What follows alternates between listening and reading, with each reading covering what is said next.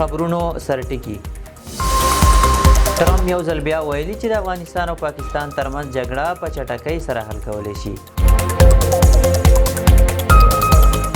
ترکیه کې د افغانستان او پاکستان ترمنځ مذاکرات دویمې ورځې ته وغځېدل.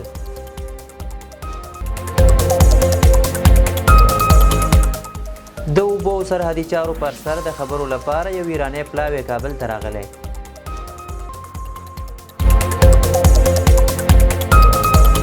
ترکمنستان غواړي په 2020 کال کې افغانستان ته د ګازو ورکړه پیل کړي. او حماس غزه کې د نړیوالو ځواکونو له ځای پر ځای کېدو سره هوکړه وکړه. او اوس هم بشپړ خبرونه. د امریکا ولسمشر ډونالډ ټرمپ د مالیزیا په کولالمپور کې له رسنیو سره په مرکه کې ټینګار کړی چې د افغانستان او پاکستان ترمنځ جګړه به په چټکۍ سره حل کړي. هغه زیاته کړې چې خبر شوی څو ورځې مخکې د افغانستان او پاکستان ترمنځ جګړه پیل شوې او په وینا یې ادارې په تیرو 8 میاشتو کې 8 جګړې حل کړي، نو دا خو به په ډیره چټکۍ سره حل کړي. که څه هم ښاغلي ټرمپ نور جزئیات ورنکړل چې د افغانستان او پاکستان ترمنځ روان کړکېچ کې هم د اوکراین او روسیې او یا د فلسطین او اسرائیل جګړې په څیر د منځګړي په توګه ورښکېلیږي یا نه.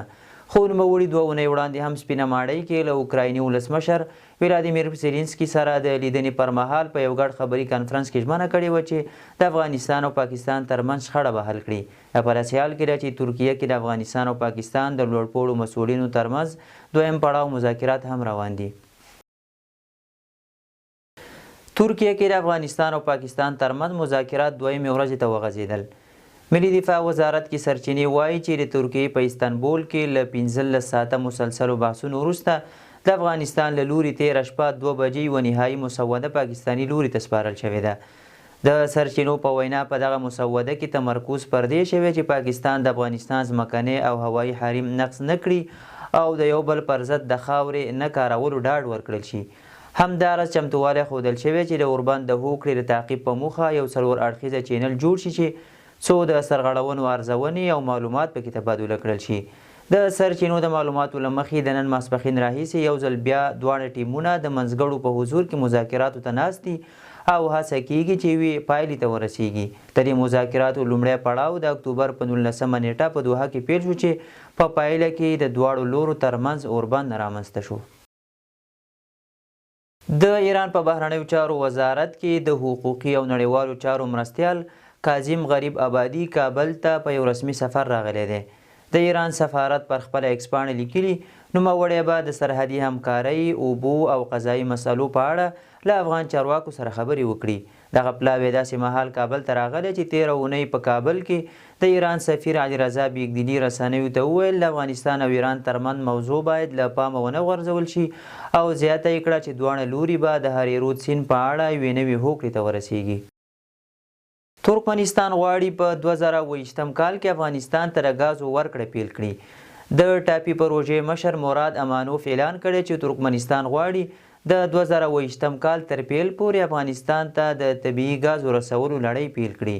هغه د ټاپي نلۍ جوړولو په اړه وویل پلان او هدف یې دا دی چې د راتلونکي کال تر پایه پورې به یې ساختماني کارونه بشپړ کړي. د نوموړي په وینا چې د افغانستان د برخې تر بشپړېدو وروسته به د ترکمنستان ګاز افغانستان ته صادر شي.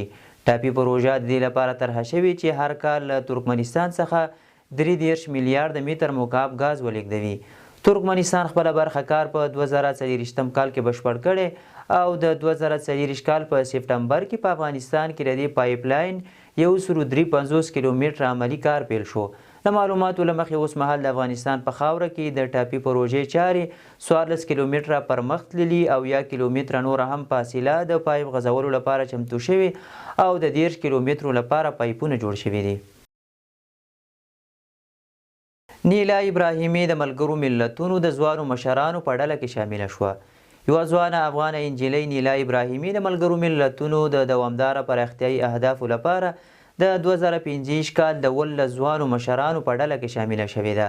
هغې وویل چې تر راتلونکو 2 کلونو به له ملګرو ملتونو سره کار وکړي او هڅه به کوي چې د افغان نجونو غږ نړۍ ته ورسوي. نیلا ابراهیمي چې د نجونو د زده کړې ملاتړې ده او د هغې کیسه په نوم د یوې مؤسسې بنسټګره او مشره ده، تیر کال د 40 هیوادونو د 115 نوماندانو له منځه د ماشومانو د نړیوالې سولې معتبره جایزه هم ګټلې وه. د ملګرو ملتونو د ځوانانو دفتر ویلي چې دا کسان د نړۍ له 150 څخه زیاتو هیوادونو او له 33,000 غوښتنلیکونو څخه غوره شوي دي.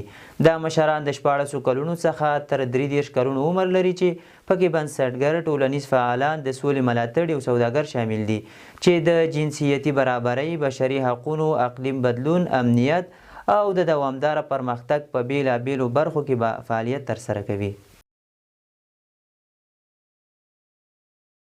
هیواد کې په ټیټه بیه د ډبرو سکرو د پلور بهیر پیلیږي. د دولتي شرکتونو لوی ریاست ویلي چې د شمال ډبرو سکرو دولتي شرکت د یخنۍ موسم له پیل سره د پلازمینې کابل سربیره په یو شمېر سړو ولایتونو کې په ارزانه بیه د ډبرو سکرو د پلور لړۍ پیلوي. د مسؤلینو په وینا چې د دولتي شرکتونو لوی ریاست د هیوادوالو هوساینې ته د ژمنتیا په موخه غواړي د ژمي په موسم کې په لوړ کیفیت او ارزانه بیې سره د ډبرو سکاره وړاندې کړي. خبرپاڼه کې راغلي د ډبرو سکرو د بیو او ویش مرکزونو په اړه معلومات به په خپل وخت له خلکو سره شریک شي.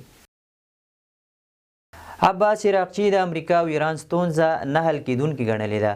د ایران بهرنیو چارو وزیر عباس عراقچي د ایران او امریکا د حکومتونو ستونزه نه حل کیدونکې وبلله او هم مهاله یې ګواښ وکړ چې د اسرائیل هر ډول برید به له تهران له سخت غبرګون سره مخ شي.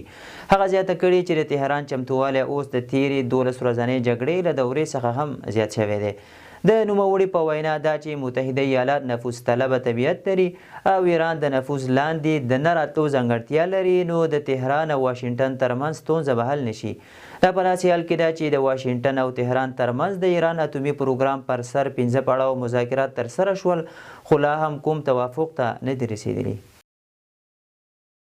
حماس غزه کې د نړیوالو ځواکونو له ځای پر ځای کېدو سره هوکړه وکړه.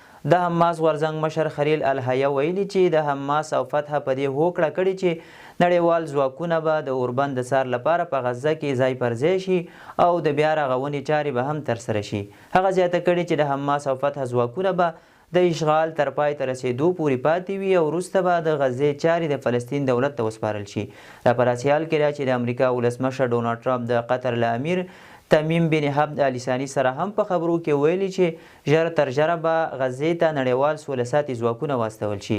د 13 اکتوبر په 14مه نیټه د مصر په شرم الشیخ ښارګوټي کې د امریکا، مصر، قطر او ترکیې مشرانو د اسرائیل او حماس ترمنځ د اوربند هوکړه لاسلیک کړه چې موخه یې اوربند بیا رغونه، د بندیانو تبادله، د حماس بې وسلې کول او غزه کې د نړیوالو سوله ساتو ځواکونو ځای پر ځای کول شامل دي.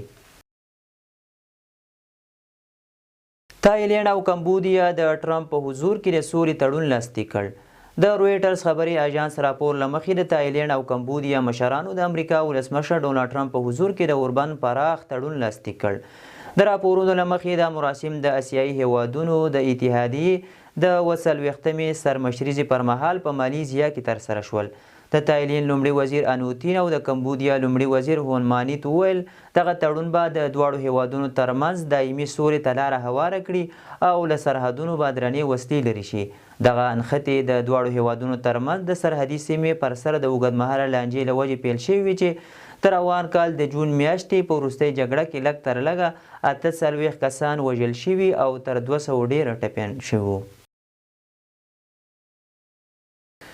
امریکا لاتینی امریکا ته د الوتکې وړونکو بیړیو ډله استوي. د امریکا دفاع وزارت د اکتوبر په 24مه نیټه وویل چې پوځ یې د لاتینی امریکا شاوخوا اوبو ته د الوتکې وړونکو بیړیو ډله استوي تر څو د ولسمشر ډونالډ ټرمپ لخوا هغه لارښوونه پلي کړي چې د امریکا د خاورې د دفاع لپاره بین المللي جرمي سازمانونه له منځه یوسي او د نشه یي توکو له ترهګرۍ سره مبارزه وکړي. خو د وینزویلا ولسمشر مادورو امریکا د شخړې پر جوړولو تورنه کړه. یو شمېر نړیوالو رسنیو خبر ورکړی چې امریکا په دې وروستیو کې د کارابین په سمندر او د لاتینی امریکا په شاوخوا اوبو کې څو جنګي بیړۍ ځای پر ځای کړي دي. دغه راز شکونه شته چې د امریکا وروستۍ موخه د نشه یي توکو له قاچاق سره د مبارزې پر ځای د وینزویلا رژیم نسکورول دي. د شال ټلویزیون قدرمندو لیدونکو دا د دې مهال لنډ او مهم خبرونه. تر بیا ښه وخت.